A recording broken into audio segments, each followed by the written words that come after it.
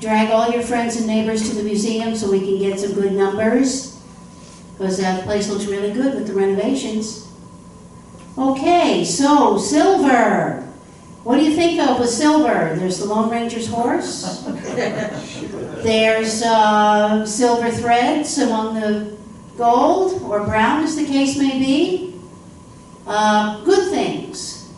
And then when you think of Reverend Dennis Knight, you also think of good things. Oh, aren't you fine? So now we have two things put together. We have Reverend Dennis Knight and we have silver. And you need to use the microphone if people throw things. Thank you. Gee, they don't even applaud when I preach, and I get it before I say a word. Can I move this just a little bit this way? Yes. Okay, is that the right angle for my mouth? Yeah.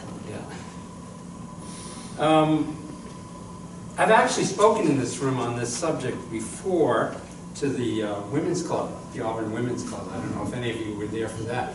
But this is a somewhat different slice than I took with them, in that I'm narrowing the time frame for the subject.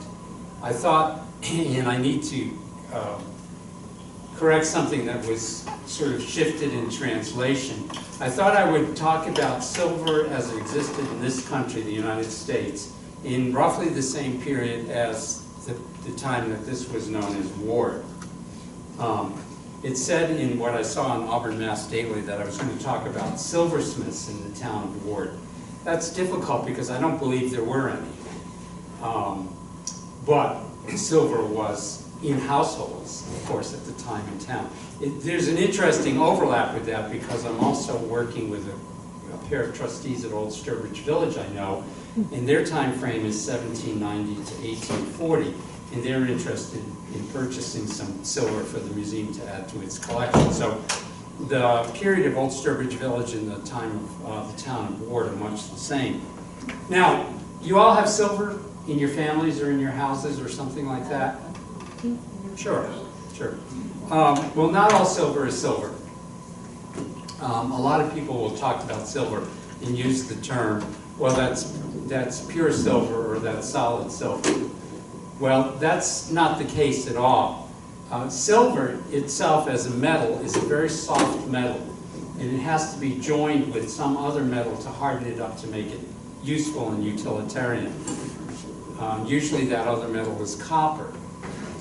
And the first standard that was in use, when I say standard, that would be the percentage of silver to an alloy in this country, was established what was known as coin silver. You're familiar with that term? Mm-hmm. Coin silver, as opposed to sterling silver, which is later silver.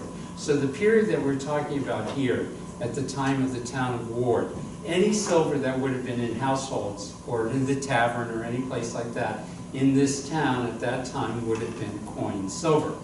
And it would have been the same measure of silver, the same ratio of silver to alloy as is in coins, hence that name. Later on, the amount of silver was increased slightly, and that then became the sterling standard. And that came into common usage in this country about by 1870, so maybe 30 years after the name had changed from coin, from Ward to Auburn.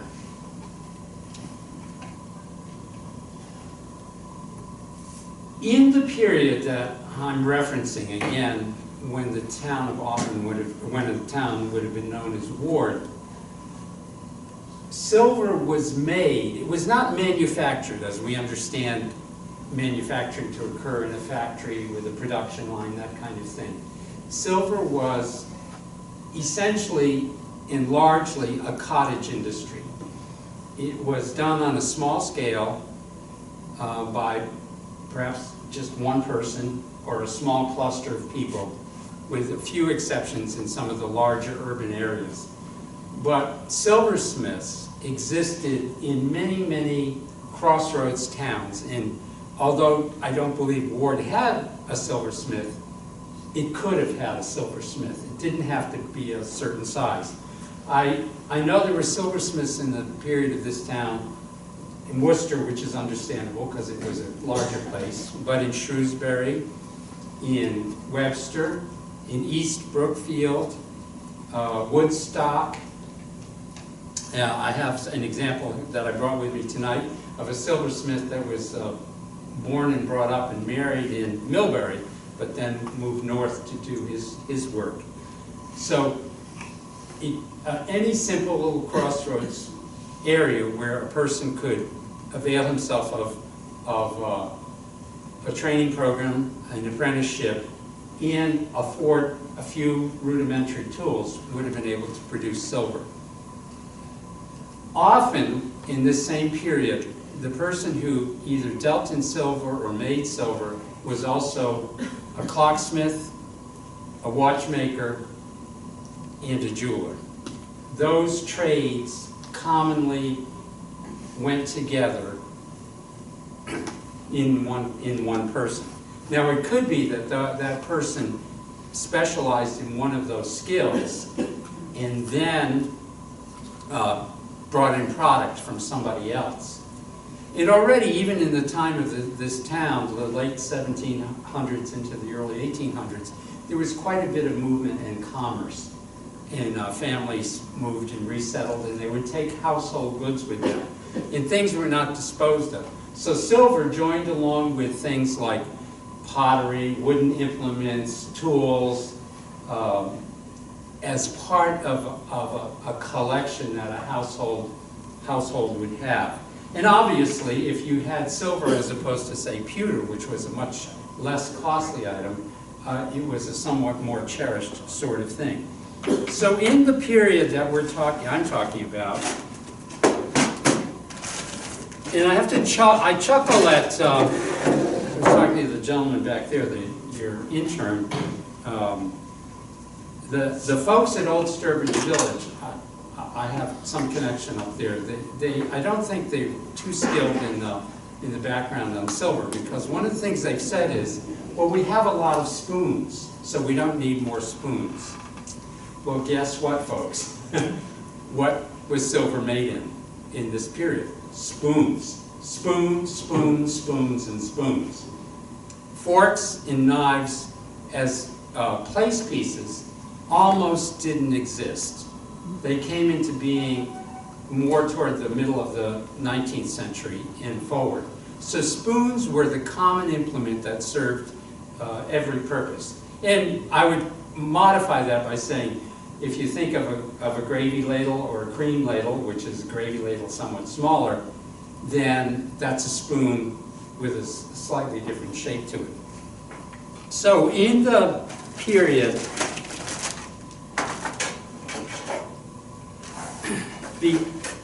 over the course of the several decades that this town was known as Ward, styles changed. As it was true in silver as it was in other things, in architecture, in clothing, carriages, whatever it is, the world of silver was dynamic. So let me, before I get to that for just a second, let me go back to the notion of how silver was made. Okay, I'm just grabbing a spoon here. What would have happened is that this spoon would have been a hunk of silver. Okay? The silversmith would have hammers, and called planishing hammers or planishing tools. And the silversmith would actually take a piece of metal and work that metal by hand by hammering. Silver will move. You strike it, it moves. You strike it, it moves. So over a period of time, the silversmith would, by repeated strikings, manage to flatten out and shape up an item like this. Generally form the bowl separately over a swage, in some cases they call it, and hammer that all, and then join the two pieces together. So a single item like a spoon could take hours to make. before before manufacturing processes took over, and it took minutes to make them. So in the period, again, that I'm talking about, up until about 1840, most everything you find was handmade, hand-forged in some fashion or another. Subsequent to that period of time, mechanized manufacture came into being, and it became much more mass-produced, and the volume increased. So, taking that in mind, there are certain styles. And I brought a lot of stuff, and I'm going to try to keep my words down and trying for you to see up. Something like this piece right here, which I identified as made by Ezekiel Burr in Providence, Rhode Island, about 1793. And most pieces are stamped with the maker's mark on the back. Occasionally, they're not marked at all, and occasionally they're marked with a jeweler or retail name rather than the maker's name. But Ezekiel Burr is a well-known maker out of Providence. In this shape here, see the taper in the pointed end is called a pointed antique. And it's very much what people would have been familiar with about that time. And it would have been consistent with silver that would have been around in the colonial period, because it takes its fashion after English styles. And sometimes there are embellishments in the form of engraving, that, which is also sometimes called bright cut, in the silver. In this particular case, there's a monogram, which I think is PH. It's a real fancy, yeah, I think it's PH, and it's got little embellishments on it too. And that's very, very common to have that kind of embellishment on pieces. So, probably if you just came in and walked up here, it would all look very much the same to you. After a while, if you trained your eye, you begin to look at that and say, oh, that's an earlier piece. I know that's probably late 18th, early 19th century. So that's a style. Then there's another style that came up very shortly after that, in the early part of the Republic, the federal period. And there's all kinds of variations of it, but it has these squared off shoulders. You can come up and see this later. But there's all kinds of variations of this. But these squared off shoulders, that style was predominant about 1805, and it's called a coffin end. Yeah. It's been debunked, but the legend was for a long time that was taken at the time of George Washington's death, and the shape of his coffin found its way into silver. I don't think that people generally think of that particularly much as the case anymore. So the immediate period after that, this is sort of a coffin end here, but the angularity isn't as pronounced.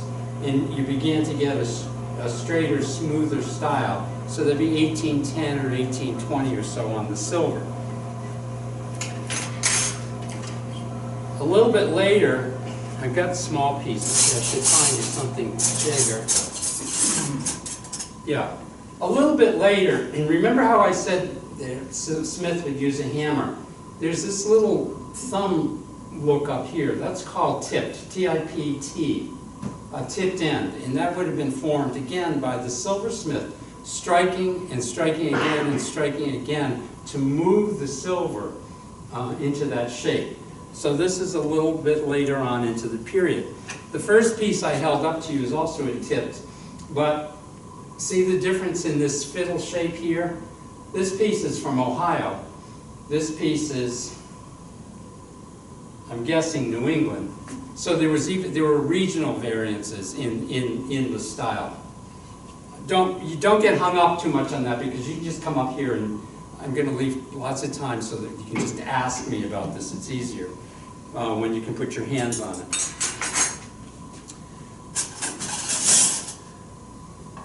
As you can imagine, silversmithing, like so many other things, became more firmly established in the more sophisticated work began to come out of the bigger urban areas in the coastal areas. Boston, Providence, Salem, Newburyport, Portsmouth, New Haven, New York, of course, Philadelphia. Baltimore was a big silver center. And then there were a couple of places, Savannah and Charleston, in the South, which had prominent silversmithing work going on. And those settings, particularly in the South, were considerably more sophisticated in their look. They were influenced by European.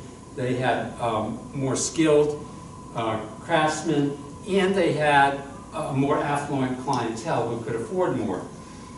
This is this is a large spoon that was made in Charleston, South Carolina, about 1820. We call it platter spoon or stuffing spoon.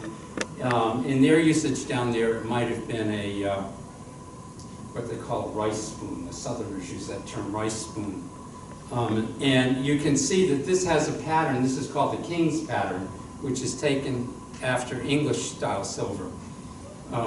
It happens to have a price on the back of it. This is probably the most valuable piece I brought. It's worth about $1,000. Since I mentioned price, some of this is very ordinary. Something like silver has a value in just the metal, and in some cases that's the sum total of the value, because the maker was undistinguished or the piece is undistinguished. In other cases, because it has a provenance or a style or a relationship to a significant maker, there's no Paul Revere here, then it has an enhanced value. Now, I said spoons, spoons, spoons, but there were other things. Tongs were pretty common, and if you look at this tong, and this tong, and this tong, they all have those squared off shoulders. So without knowing anything more about these pieces, I could just see them lying there, say at Brimfield, where I'm going in a couple of weeks, and I would say to myself, aha, those are going to be about 1805, just to look at them.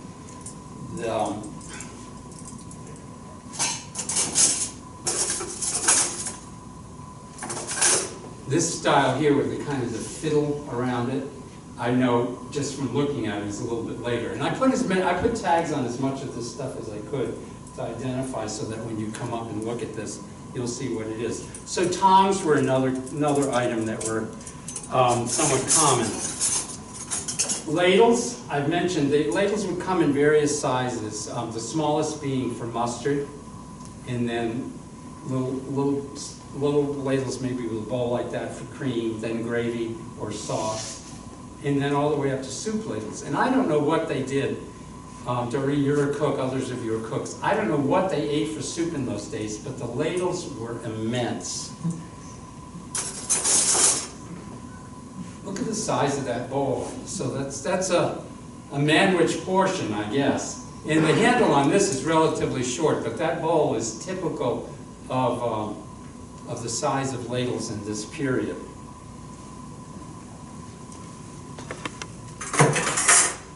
Now, all of this would be called flatware. Knives, forks, spoons, ladles, it's stuff that goes on the table. Other stuff is called hollowware. One of the things that was made in that period are beakers, handleless cups. These are beakers, and they both are a little bit beyond the period. They're from the 1840s, they're into the 1840s, but it's pretty much what you would have seen. And again, it would have been in fact, if you look at this one, you can actually see hammering marks on the bottom. So this would have been formed into a sheet, it would have been rolled, the bottom would have been flattened out, they would have been soldered together, and then these bands would have joined them together for finishing work. So again, there may have been some, because these are later, there may have been some mechanical aspects to making these, but they're essentially what you would have found in a house here in Ward in that time. In addition to the handleless cups, would have been the handled cups. Essentially the same thing, but with a formed handle, a mug. And these were used, well, obviously for drinking, but they were often given as baptism gifts or birth gifts, or even as anniversary items. I mention that because sometimes this silver is wonderful because it will tell a story. You can see family names or dates or presentation times on it. And I've got some pieces in here.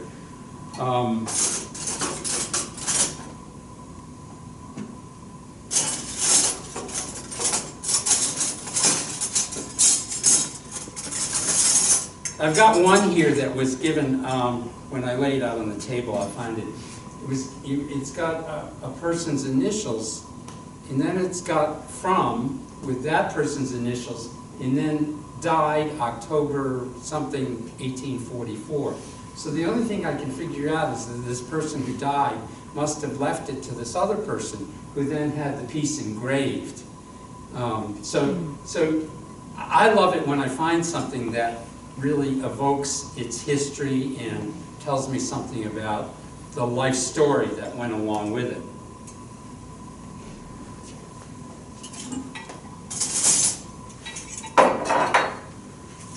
By about 1825, see, because of the way these pieces were made, they largely were plain. Occasionally, you'd get some embellishment on the backside, and that's called a picture back, right where the heel is. And there was a period of about 1780s up into maybe the 1810s or 1815s, in the early part of the Republic, when picture backs had birds on them. Now, given that it's the early part of the Republic, what do you think the bird might have been commonly? Eagles? Eagles, yeah. But also turkeys and vultures, things that were indigenous to the United States, because the Republic was beginning to feel its muscle, and it wanted to get away from things like the English lion. It wanted to evolve its own statements about who we were and how we understood ourselves. So about 1825, two other popular patterns came into being. Again, these little dies. They would make these little dies, and they would take the die and a swedge, I think it's called, and they would give it a hammer mark, and that would then impress on the silver design. And two very popular designs, again, you'll see this when you come up. This is called the sheaf of wheat, and this one's called the basket of flowers. And those were very popular 1825 to 1835. Makes sense. We were still largely agricultural. So we thought in agricultural imagery and agricultural terms.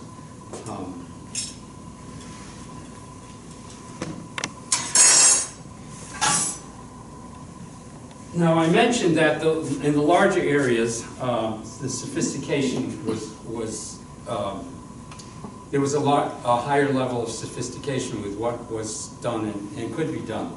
Philadelphia, if you think about furniture, Philadelphia furniture is more elaborate than Boston furniture, our taste. And that's the case with silver as well. New York and Philadelphia, Baltimore had fancier, if you want to put it that, largely, than say Boston. Now this piece here, this is a heavy mug, and it's also called a can, C-A-N-N. If you get a little bit bigger, it might be a stein. But this was made in Philadelphia about 1820 by a very well-known person. It's a rugged piece. This was also made in Philadelphia, and this shows another technique. You see there's a raised design on that. That would have been done from the backside with hammers, and that's called repousé work. Chasing is the same thing, only done down instead of up. Instead of this is raised up. And that would have all been done by hand, and this is a famous partnership in Philadelphia about that period. And again, if you look here, there's this little applied banding and a little applied banding here, and it's novel in that it's octagonal rather than round. But that's a Philadelphia piece.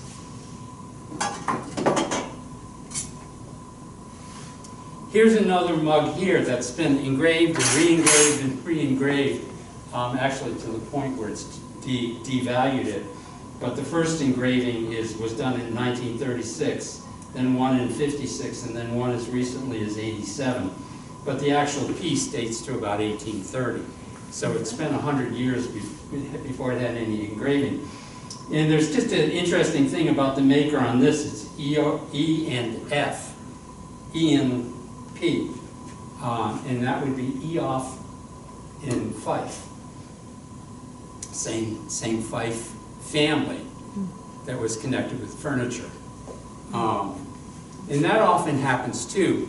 Often trades, families follow trades. Somebody might be a furniture maker, somebody might be a painter, somebody might be a silversmith, somebody might be a watchmaker.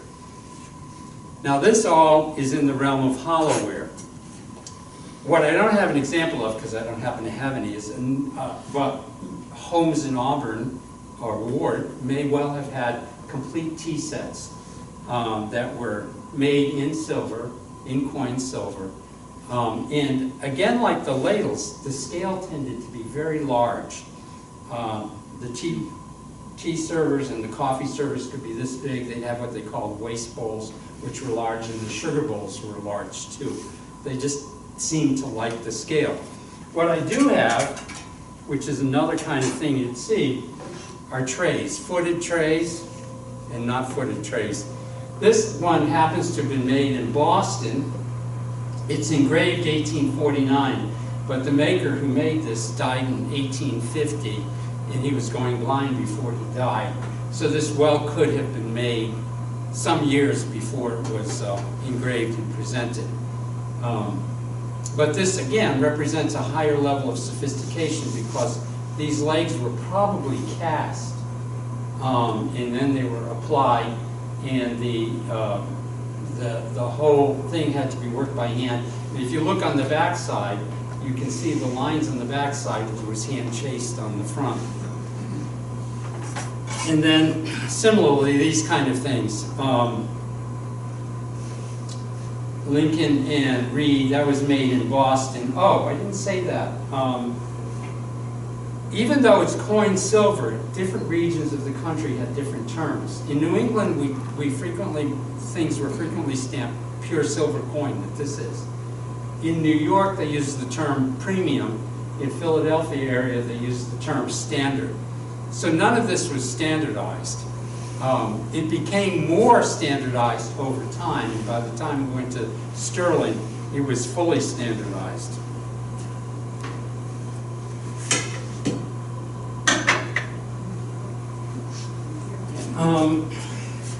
You know,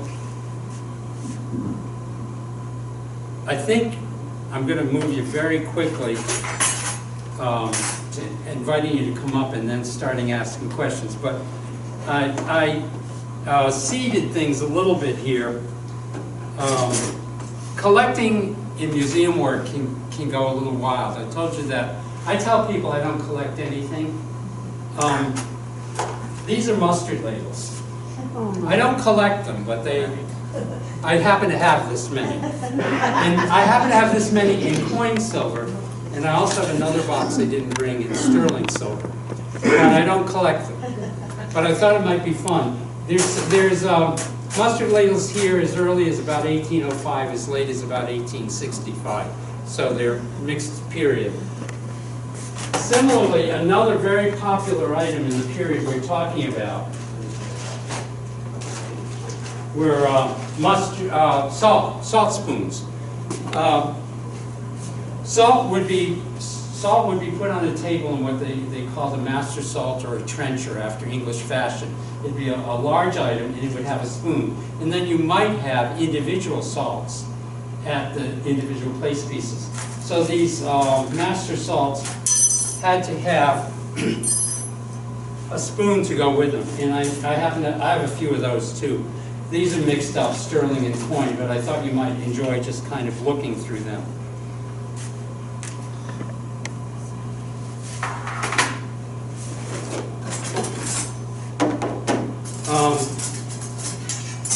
I'm just going to put some. I brought stuff from all over. I have a really sweet little spoon here that was made by a fellow named Peregrine I can't remember his last name offhand.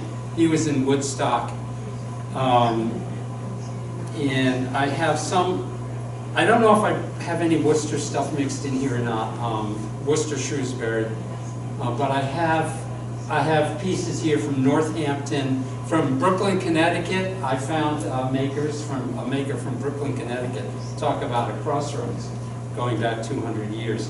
So it's all here. This set happens to have been from Springfield, Massachusetts. So it's all here. What I think I'm going to invite you to do is just come up and handle it, because I think you'd rather see the items than hear more words. But I want to add two things before you do.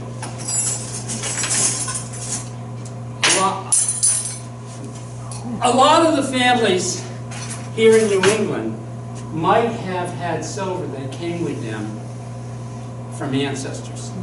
Actually, there's a lot of silver in the Worcester area that's German silver that came over before World War II. There are a lot of families from Central Europe, and there's a lot of it that I find in shops and coming out. But if you go back before that, people who might have been settling here in Ward probably had an English ancestry, and they might have had English silver with them. So I happen to have, this is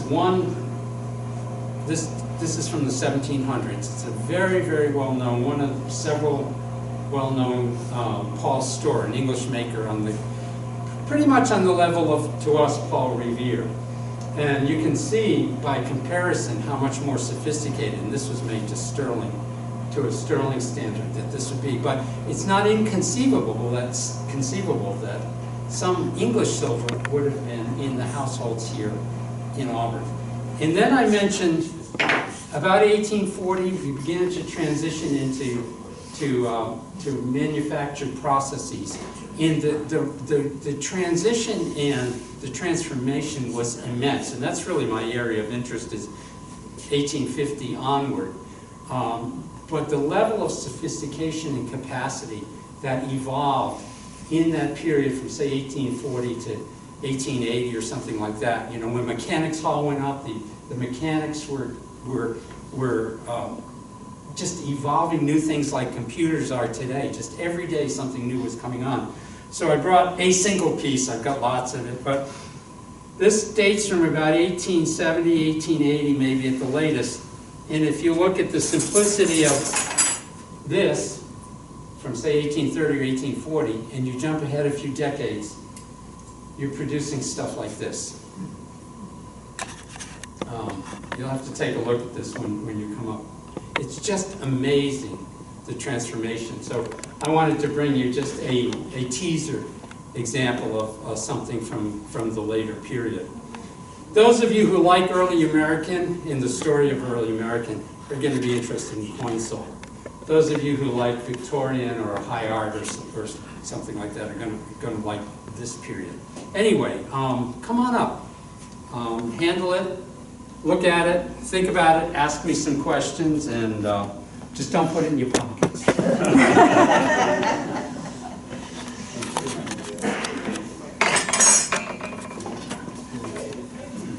what is that thing? What is what thing? This thing. Oh, this. Oh, what is this thing? Yeah. You'll never guess. That's okay. Close. Cheese. No, you'll never guess. Ice cream. It's called an ice cream knife. Yeah. Ice cream apparently came in large blocks. They would have an ice cream tray of some kind. They would have a knife, or in some cases they're spoons. And then they might have a set of individual ice cream spoons eaten. That's a whole other topic, and I can do that for you sometime too. But that's when it gets really, really fancy and fun, and also pricey. Were there any particular Relatives had this.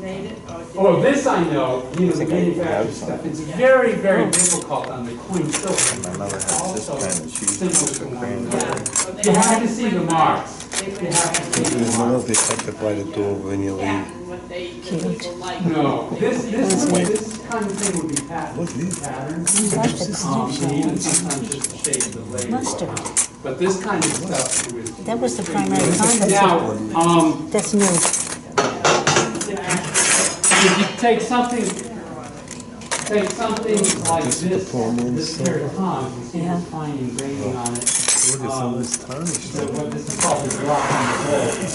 You would know by looking at salt. this, this is a much more sophisticated, refined Salt finish spoons. maker. Okay, than can you show the camera? I wouldn't know who until I See, found salt these. spoons. Yeah, you know what? And then Oh, sometimes salt you'd be shovel. researching them. That's cute, salt shovel. Books and books and books, and even still, there's a lot of This one is who good. that person was. There you go. I like the This shovel. leaves a funny reflection. Let's just put them on the It's got table. somebody's whole name on it. Yeah, these both. It's the same thing. It's not, it's a gold It's got wash. somebody's name on It's it. a gold wash, it's decorative and it also protects the love that. silver. Oh, yeah. Because I gold like the is inert, shovels. but mustard, you see, that's a mustard spoon. So mustards are prepared with vinegar. Vinegar will tarnish the silver right away. Look at the tray. When they put those together, was there any like dangerous lead or whatever? Yes, that was yes, there? yes, So there was, that it would be bad for, Yeah, there were heavy metals that they would use sometimes in the solder Yeah. and in the acids they would use to wash them or finish them with. Yeah. There was lead sometimes in the solder. So there were health hazards. Oh, God, yes. I like the ice cream. ice cream. I like the ice cream. Oh, here's a piece I didn't mention. These came in maybe, this is about the 1840s. Little fruit knives. And sometimes they'd have, this one doesn't have it, they'd have another little arm where you could break the peel on the orange. Japanese. Maybe that's how it Yeah, that's called chinoiserie or, Okay, you know, that style. Chinese, yeah. Yeah. I'm curious if that was the beginning. Sure. These non-collectibles of yours. What would you put the value Did you on get this? this ice Oh. thing, Ever thought about it? Renee? Oh, thousands. Yeah, I got a pretty good picture of it. One piece. Oh, this has two little I spoons mean, on this it. is probably $800 to $1,000 piece. Grab that. And But this here too. this is How it's attached. C and B. well, you know what? But A it lot of wasn't what you sterling. have It wasn't sterling. plate. A lot of plate. A lot of people have Because you plate. could see the Plate's a whole gold nother coming category. through. Yeah. They always say that in Miss Marple.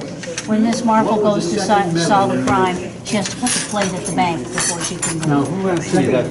Who asked? Oh, you asked me the question. You know, I look at that and I know immediately that's about 1780. Okay. You know, and that in terms of value, 18th century American silver is much more sought after than 19th century for people who like this kind of thing. Very, very. Oh, this is the one, Peregrine White. He's from Woodstock, Connecticut, about 1774. And, you know, that's very moving to my mind. You think that's about the time the American Revolution began.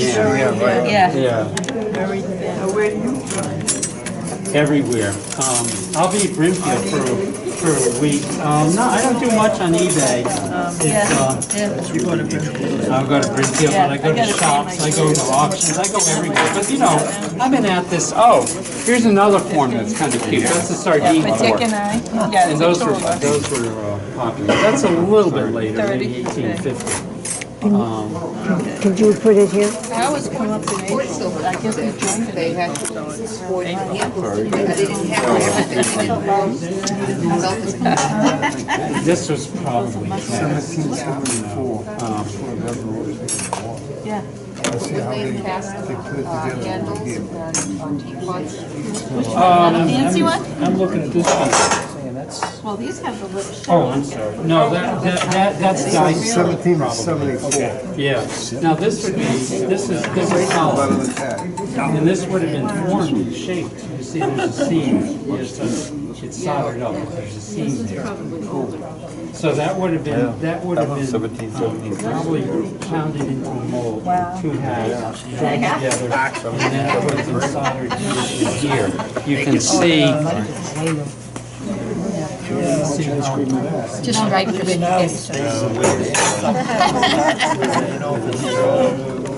Which one did he say was written all over? Again, I don't know. even I mean, the yeah, elbows, I mean, some of it looks a little tattered, but yeah. knocking or pressure. And You know, you polishing set it every down single too hard and small. you'll get a crease here. Look at that ladle, huh? Copper, yeah, copper, but there, you know, researchers have done analysis of the older silver Belongs to because the refinement techniques weren't so sophisticated. And there's all kinds of things, copper, manganese, you know, but I largely made a name, Dick. they couldn't get it as pure. But copper is the No, it's all initials, I have no clue. I don't know if they had daggers or something like that that they pushed it. Yeah, but spoons were pretty much everything, you know. Yeah. I do have. Now this fork goes back. Yeah. Moulton. That's a famous name. A family of silversmiths up in Newburyport area. Twisted. That's the length, and that's probably 1761. So man Smith. But see, this is 1700. Look at that teeny little spoons. I think so. I'm guessing. Yeah. Well, you know, if you watch the, we have them on church school at the church. If I watch the Oh, kids this eat, one looks like a little shovel. they work it all with a spoon. Yeah, he said he didn't have any Are problem. there many silver mines in these? I know there's some out west. I don't know if there are any in the East. Probably. So primarily they got the silver from the west? Yeah, now there wasn't much silver available in this country until about 1850 He's not a collector. or 60. They called it the Comstock Lottery, which brought a huge amount of silver into the market and lowered the price enough so that you know, I've seen some of these some silver mines. manufacturers. Yeah. No, it's silver. Just the tell from the hallmark. Some of them would have a steel blade. But that hallmark that's got to be that's going to be some steel probably. I would think. Because I was actually amazed that the tongs were, well, silver was springy enough to be a tong. My grandchildren were born, each one of them silver cup. They used to. I didn't know. There's enough though. There's enough. You can still buy them. My daughter has a lot of. Oh yeah, a lot of things. When I That's how they buy diamonds. Isn't that sad? Very dainty. And sometimes you'll do Yeah, that see, to like see this a point here. It's lethal. Birthday, I would take. This way, so that will add a lot to the strength. Yeah, Otherwise, I was just probably collapse on the side. Oh no, it must be a wedding. September 12th, 1936. I would really like to take a look at this. There may be a couple pieces in the house. a Mark lot of it Bavaria. I've done- No, most of the time it's. I didn't bring you an example. Sometimes they're black. They're absolutely black. Well, I was wondering about the handling, and we, Got one of these at home, but I don't Well, think what it's you don't silver. I want to think do is it's handle it with think it's anything made that of might be copper acidic near it. So or if you've been brass. peeling tomatoes or Very squeezing a similar. lemon or using mayonnaise. Sugar tongs. Salt is vicious. Salt will eat right into the silver. I didn't bring a master salt, but you find master salts and you see the whole interior of them is what I call cratered. The whole surface is crusted up because salt will eat right into silver. That's a really great piece. I'm so pleased I found that. It almost looks oriental. It's the stylish, yeah. That was very popular in the 1870s, 1880s. Now, this is just for serving, isn't it? Yeah. Yeah. The way you talked, I thought maybe they were using. No. But look at the size of the bowl, and that handle is relatively short. Why would this be golden color? Yeah, I didn't say that. This is, you're not likely to find the gold on earlier silver because it's a little, you talk about, somebody asked about, this was done with a mercury vaporization to get this gold on there. It was done two reasons. One, it's decorative. And secondly, because silver does tarnish so easily and reacts with foods. The gold provides a protective layer. So you could put this in, see mustard, this is a mustard spoon. Mustard's prepared with vinegar. I got it. Yeah, so this is prepared with vinegar. So you put this in, leave it in your mustard pot for 45 minutes, it's going to turn black. Yeah. But with the gold, all right. it's protected. That's why. And I also remember seeing a lot of these cups would have gold color on the inside. Yeah, that's exactly true. See, this stuff is earlier. If I were to bring you later stuff, a lot of it would have the gold finish. Actually, when my grandchildren were born, I gave them each a cup with their name on it. Good. And the insides are all golden color. Yeah.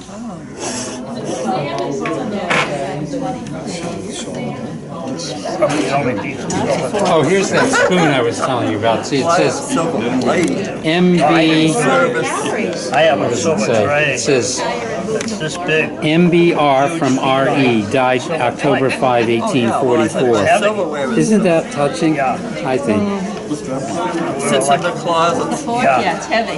We use it for certain holidays. Well, I use it, yeah, because they said it's better to use it. Yeah. Maybe you don't collect, it'd be really nice. Yeah. How do I know? What did he say about this cup? It's, You dip it in it? they did it in a gold Yeah, water. Oh, a gold wash after, as one dealer said to me once years ago, and it stays on there? Yeah, because even the cups that have were I've seen, gold like on you the say, inside. silver. I know what knockoff. Here's another one. Here's one. Yeah. Because you've been dealing with it. Because I've been dealing with it, and because I've made a few mistakes. Yeah. So they call mistakes tuitions. Yeah. Yeah, so this is really early. And it's small because it's to make it. I've seen some. Sugar. But sugar apparently came in, what they call it? Cones, yeah. And you knock pieces off of it. Well, if you were a proper household, you wouldn't knock the pieces off, you'd cut the pieces. But they would cut them into So like... they could be large lumps, you know. Now, there are tongs that they use, they're generally smaller than that for a little later. They call them, they use them for olives. Yeah, they got oil in here. Some pickles, I think. Yeah, well, I've got a pair of asparagus tongs at home for individual asparagus. I just put it on my website. This is big. This is called engine turning. That's a technique that came on. And, you know, the same thing you get on dashboards of cars. Yeah. Done about the 1840s onward. Nice. Somebody went to a lot of trouble to make it look really nice. Yeah, I mean, craft was, I mean, you didn't cut corners. No, you didn't. People valued. How long would it take to make a cup like that by hand? You know, I'm not sure.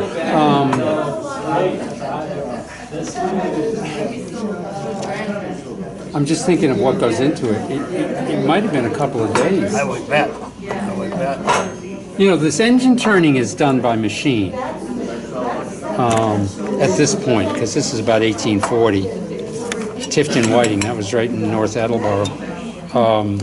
But, you know, this would have been rolled they had a mechanism for rolling it, but this would have all been hand assembled, this would have been hand assembled.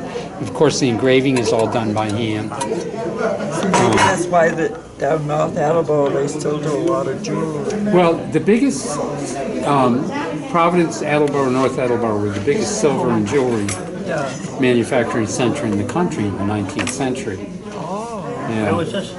Providence, Attleboro, North Attleboro. Yeah, a friend of mine worked in one of the places in North Attleboro. Where did the silver come from? Jewelry place where they made a lot of the classrooms. Oh, yeah? I think they brought a lot of it in from Europe, and maybe South America too. There were silver mines. But we got a big big hit, the Comstock Lode in Nevada, 1850 something, and then we had a huge domestic supply after that. So I actually had this salt screen. I know whatever it was 200-300. And then this salt screen. I know whatever it was expensive to us. That's from the Chicago area, but I thought that was I used to wear it to our classroom. There probably were a whole set of those, 8 or 10 or 12. I still got my yearbook, you know, I bring it like we just had reunion. Yeah. They say they're looking for you. But I have my 61, I'm sure they have. Well, we had a 65th, I did. And instead of waiting for 7 years, There was a bigger shovel. we have now we have them every year. Shovel salt. So this year is our 69th. Oh, yeah? So next year is our 70th. Yeah. I make it. This That's the kind we used to have with little salt cellars We for had a Thanksgiving and Legion Christmas Post with the in tiny Auburn. babies. They pick a different place, a different town if you did. Yeah. Make it fair to everybody. It's like, oh, they're having it right in class. Oh, you know, I did. I cleaned up one, and I didn't put it in. One of these, but sugar size. I really like the shovels. That's the way I think you should I eat have with a salt shovels. one. It's about I'd probably be a lot thinner if I This used is something salt. like this. But I have one about this big that It would take you so long to eat. I polished it up, and I must have just set it down. I do that all the time without putting it in the box. polish all these. Yes, over time. But this is That's most why of the. you go to even yard sales and people say, I don't want the silver, you got polish. Yeah, it's gonna work. I got, I have boxes of this stuff, frankly, under my bed. Because You're telling us. Don't tell anybody. Because it takes so long to clean it and identify and stuff, because most of what I deal with is this kind of thing, because I do sell it as well as collect it. I remember years ago, on Water Street in Worcester, there was a store down there that sold tub butter. And they used instruments like that. Yeah. It wasn't on silver though, but they would like that to get the butter out of the tubs. This piece interested me. This was made in Norwich, which was a big silver area. And Norwich, Connecticut? And the maker is Coit and Merriman, and the name on the front is Coit. So I'm assuming that it was made for a family member. Now, what is that spoon for? That's a cream ladle. This is about all right. 1816 to 1819. My family was So a cream for my uncle was the chiefest creaming it Fruit. in Norwich. I think probably fruit, or maybe biscuits or something like that. They probably had clotted cream like the English Well, also do. back in those days, milk was not homogenized, and you took the milk off the top of the milk plug. You took cream off the top to get to the milk. If the cats and the birds hadn't gotten there first. Don't sit down. Okay.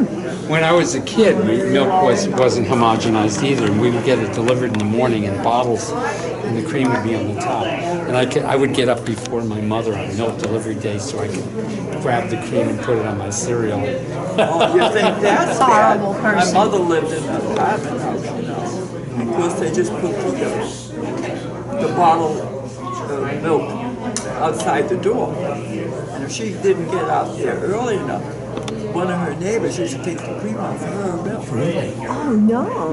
Now, what do you think of that? She still told me that story for years. Yeah, because when I was a kid, you go to the store and they had pasteurized milk and they had homogenized and non-homogenized. Yeah. So when my mother would send us to the store, get pasteurized, homogenized milk. I don't think we had homogenized way back. Yeah. Because you could buy it either way. And you could buy it. I remember having to shake. Yeah, I remember you did have to shave.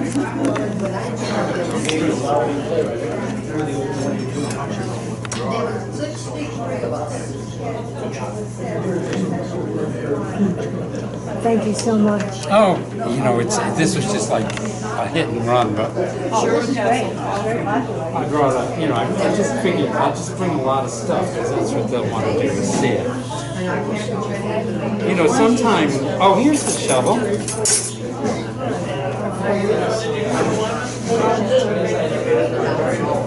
Sometime I was thinking maybe we could put together a little exhibit you could set up and leave at the museum for a month or something like that. Great. My name's the curator. She'd love to do it. Put it in a case and put labels on it or something like that.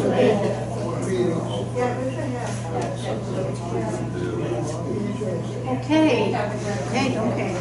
So, I'm working. 1, 2, 3. Not working. Oh, we must have kicked something out. I see it.